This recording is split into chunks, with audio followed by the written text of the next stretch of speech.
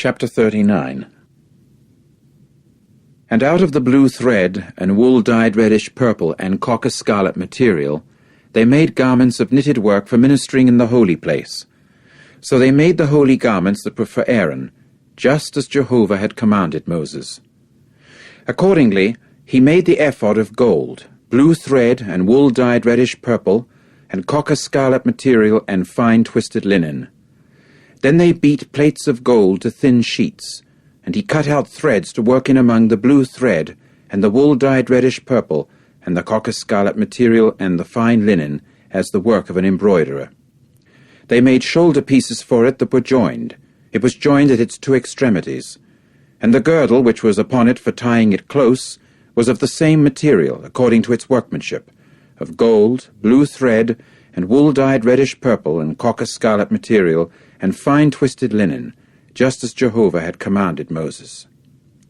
Then they made the onyx stones set with settings of gold, engraved with the engravings of a seal according to the names of the sons of Israel. So he placed them upon the shoulder pieces of the ephod as memorial stones for the sons of Israel, just as Jehovah had commanded Moses.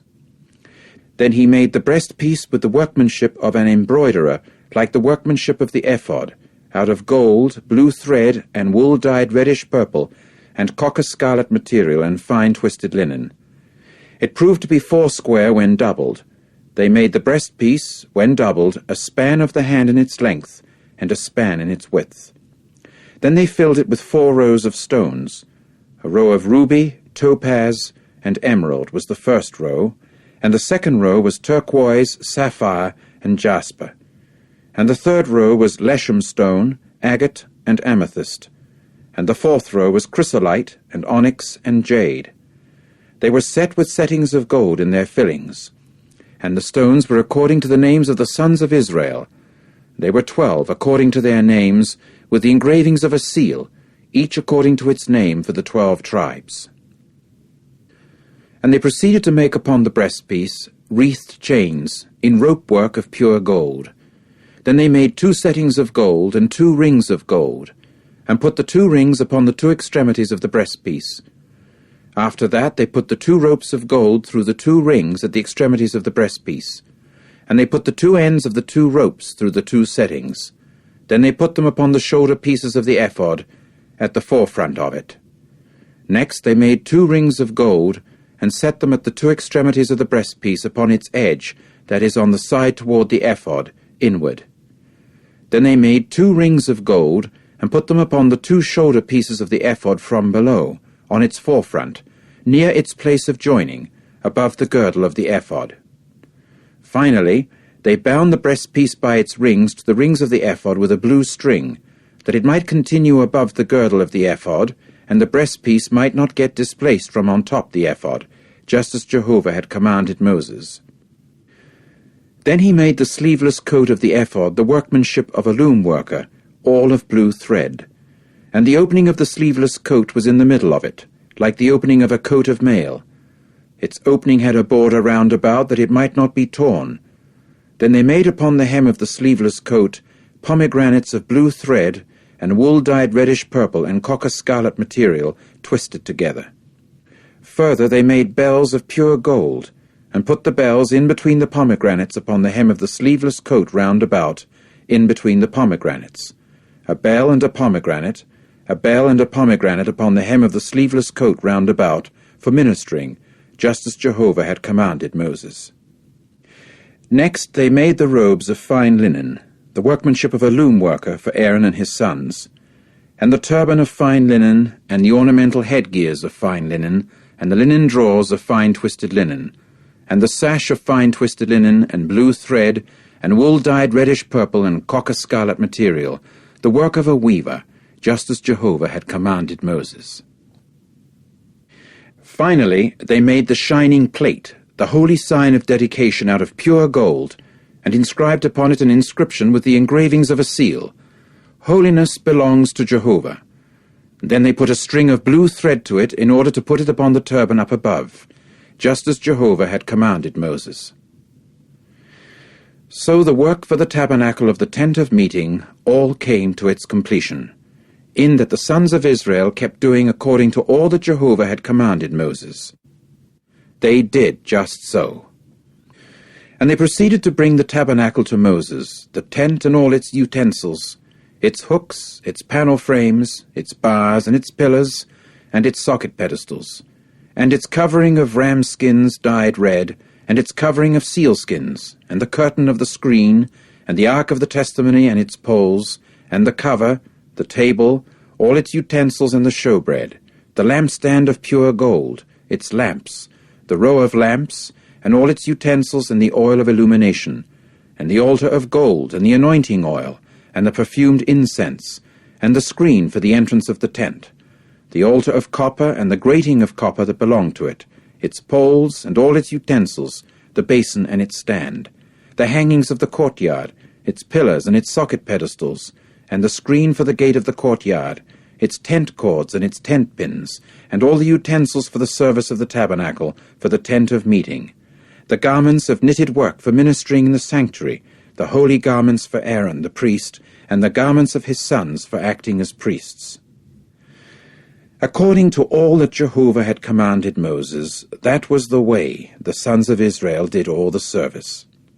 And Moses got to see all the work, and look, they had done it just as Jehovah had commanded. That was the way they had done. Consequently, Moses blessed them.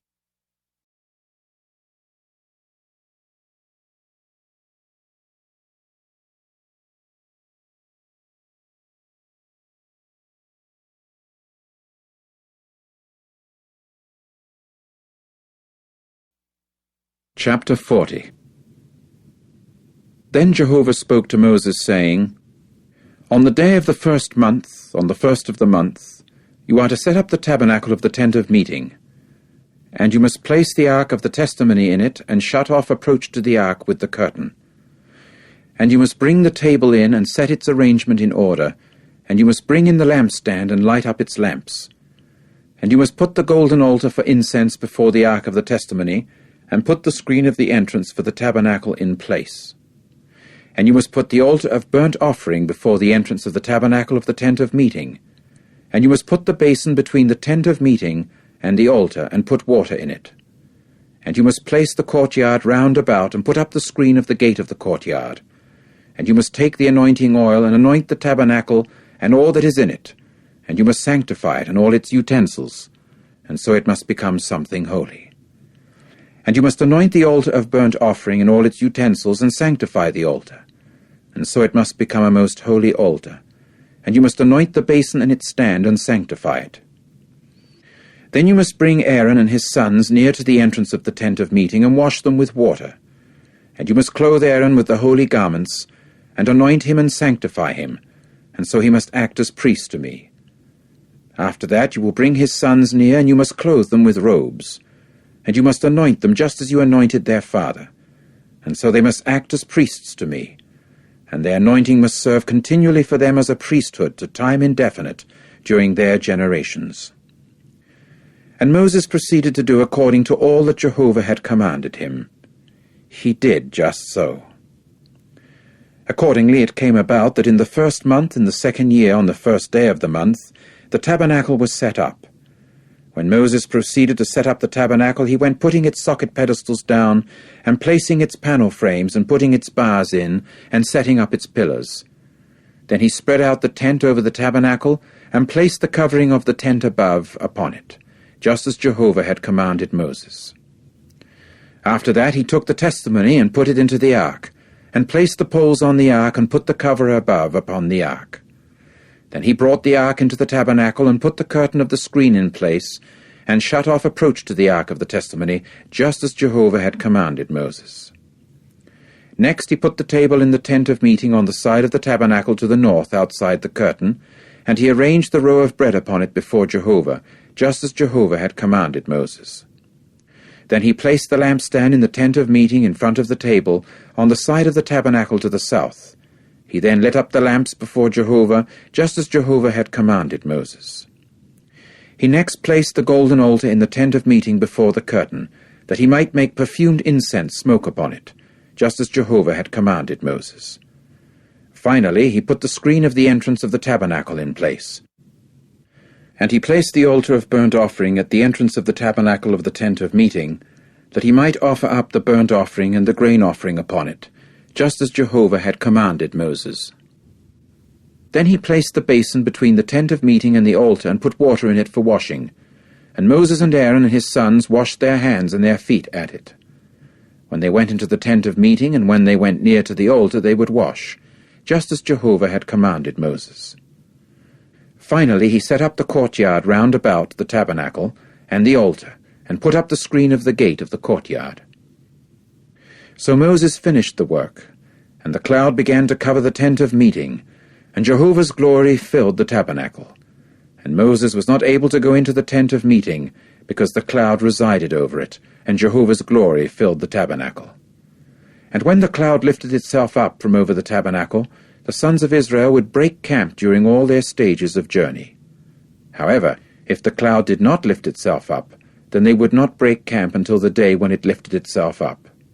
For Jehovah's cloud was over the tabernacle by day, and a fire continued upon it by night, in the sight of all the house of Israel during all their stages of journey.